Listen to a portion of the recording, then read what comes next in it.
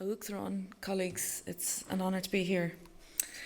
A coat can tell a lot about a man, not just whether he was clean or he was careless, but with Thomas McGrath's coat we can see that he was loved and that he'd be missed.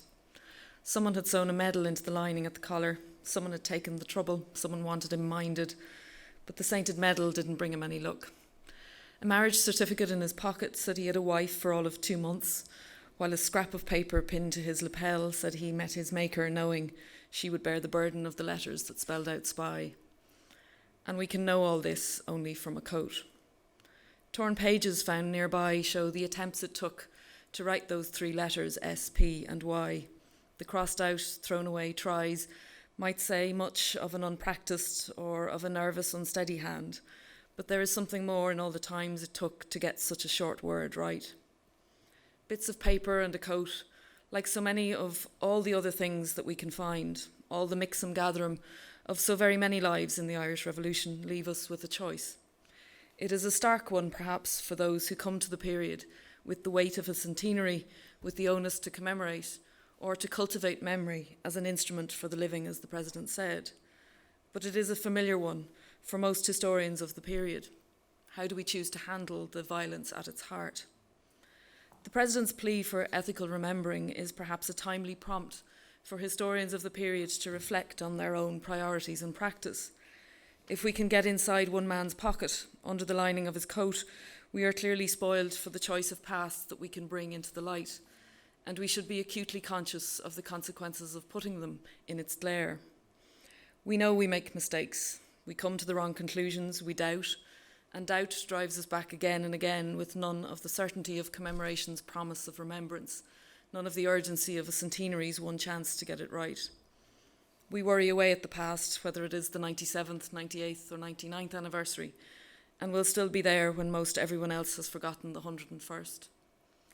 The Irish Revolution is now a very different place to the one I first learned about. The students and historians I see working on it, driven by the richness of what we can now know, are undertaking thoughtful, engaging, challenging research that certainly doesn't shy away from dealing with the hardest questions this past makes it possible for us to ask. There are fewer who aspire to be keepers of the flame, more who think in terms of a global revolution than who shot who in Cork, and more who take their cue from the methods of a Status Calavas rather than the memoirs of a Tom Barry or a Dan Breen. Which is why the President's paper gave me considerable pause for thought. The challenges of commemoration he identifies seem older than I expected. They reflect or touch upon debates the historiography already knows are fundamental, debates that are already inherent and even somewhat outgrown, yet they still clearly underline current commemorative concerns. We need only look to the vandalism at Glasnevin Cemetery's commemorative wall for a second time in February 2020 for proof, or to some of the more than 200 messages the then Taoiseach received, one telling him he was a treacherous Tory piece of, well, you can fill in the rest, when there was mention of a possible commemoration of the Royal Irish Constabulary in January this year. Which perhaps begs the question if, as the President suggests, history is the framework for what public remembering we choose to do, could history be doing a slightly better job? The tension between history and commemoration is an old and hoary chestnut, and I don't intend to roll it out again here.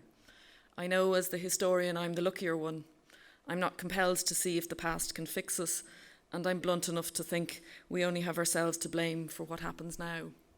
But that said, even I can see how faded those wreaths laid in the Garden of Remembrance by President McAleese and Queen Elizabeth seem, how long ago those visits by Enda Kenny and David Cameron to Messine, to the Men in Gate now feel, and how all that talk of shared histories and being close as good neighbours should always be has been clamoured out by sharper, harsher sounds.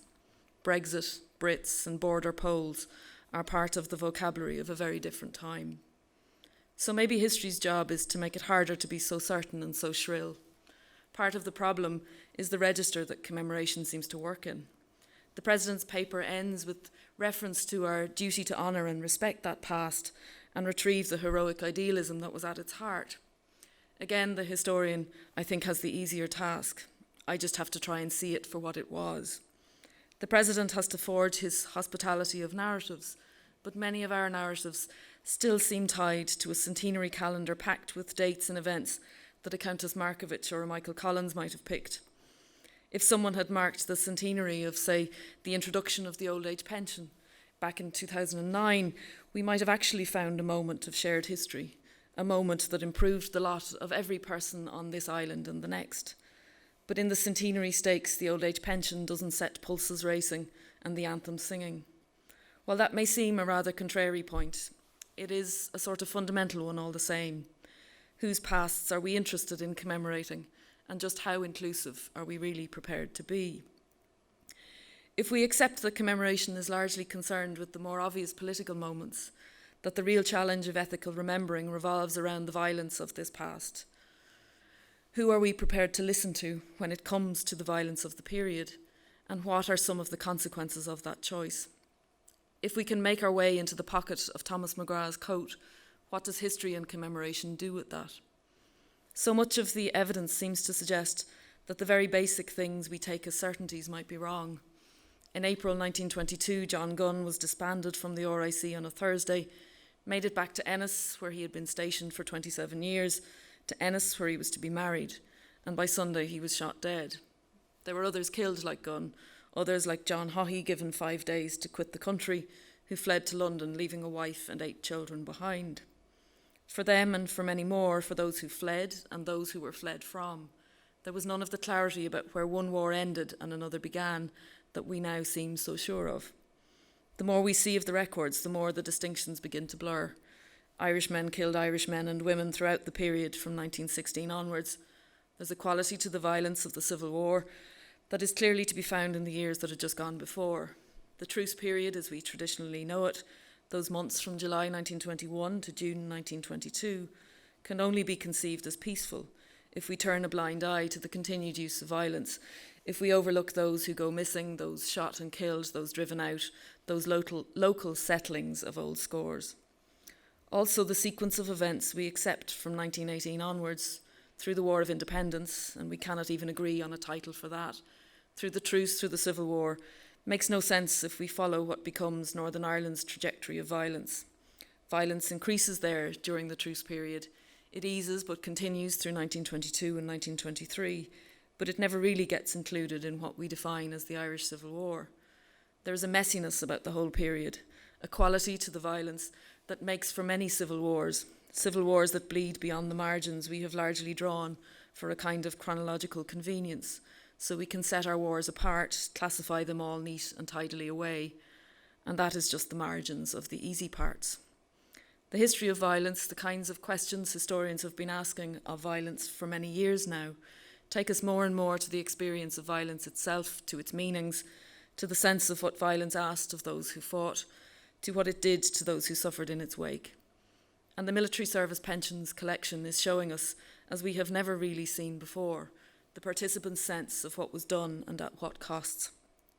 In August 1924, Michael White wrote to W.T. Cosgrave to remind him, "I have lost a lot by fighting for my country," and while it would serve to put his sentiments down to anger and frustration with the state of poverty he found himself in, there is the history of something else here at work, the history of the used up and the disappointed, the history of something, perhaps a feeling, that the best of everything is behind you and that you deeply want it to be someone else's fault. In May 1935, at the age of 38, Edward Devitt put it this way: "During the years 1918 to 1923, I gave all my attention and time to the cause of the Republic, the most important years of a man's life between the age of 21 and 26. I let slip without thinking of my future, depending on my country to look after me in case of need." And £13, 1 shilling and a penny per annum was all he got for what he thought he'd lost.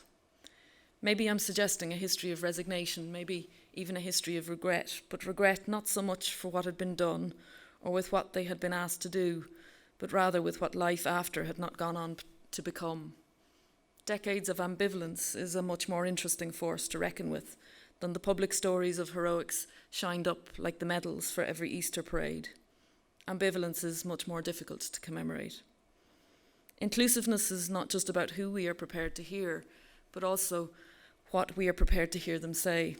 Charles Dalton is a fascinating example of the nature of telling, of what he felt he could and couldn't say, of how versions evolve, of the compunction to tell over and over again.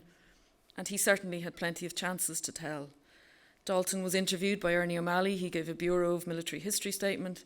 He made his pension application, and he wrote a memoir with the Dublin Brigade, published in 1929.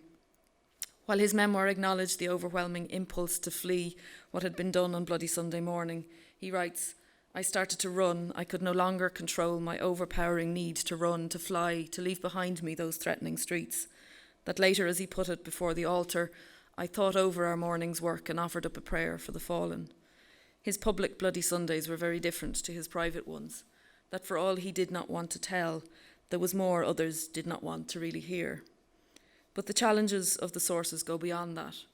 Charles Dalton comes to us from the pages of his pension application, where we find him for a time a patient in St. Patrick's and Grangegorman hospitals, as a victim of what he was made to do, barely even an actor in his own wars. But while he strikes a sympathetic figure in his own application, so too do the parents of Eamon Hughes when an application was made on their behalf for a dependence allowance. Described as both broken down completely physically and mentally, Mark Hughes was the clerk who could no longer work, Annie Hughes the music teacher who could no longer teach, because their teenage son had been killed, possibly by Charles Dalton, on the 7th of October 1922. In 1933, the Pension Board was requested not to even send letters about the application to their home, because over a decade after, they still could not bear the mention of their son's death. Is commemoration agile enough to accommodate all the hurt in all of that? The President's plea for the inclusion of marginalised voices is particularly striking in terms of how he frames the inclusion of women. As the only woman here among 5 men, I feel obliged to say that there are far more women then as well as now to find. Do we want to know of Mary Herlihy, who helped keep Mrs. Lindsay captive in the weeks before she was killed by the IRA? Of Annie Waters, as she recalled before a military court in June 1921, how she watched her 2 sons die, how she heard the shots fired into their bodies? Do we want to hear her voice as she identified their remains, confirming their ages, 19, 21? Is it easy to let her voice fade away and stay with the politics of whose side the Waters boys were on? Do we want to know of Kate Marr, because she was used up by a group of British soldiers in December 1920 and left for dead on a patch of waste ground? Will we remember all the women dragged into things they had no desire to be part of by husbands, sons, brothers, by being in the wrong place at precisely the wrong time, like Kate Burke, hit by the shatter of a bomb while on her few days' holidays in Dublin in April 1921? Can we include the many more men and women who lived in a world around revolution, who avoided it when they could, who worked and lived in its midst, who can be readily found in its records if we choose to look? What of Alexander Allen, a 50-year-old widower with 8 sons, who was killed in Belfast, keen to get to the second house performance, rushing to the Empire Theatre, after a week in the shipyards, after a week with all those boys? What of the commercial traveller who took his own life because the Belfast boycott had left him without work? It is in their midst that we might have the best chance of finding that which is shared, that which is most hospitable about this past. Even if it is because of the records generated by violence that we can find them, it is the many mundane, amicable interactions, the everyday accommodations people made across the things that divided them, that when it came to it meant that our wars were never as bad as they might have been. Sometimes in a history of violence, as E.P. Thompson says, it is the restraint rather than the disorder which is remarkable. It might be time to give the history and commemoration of restraint a try. Thank you.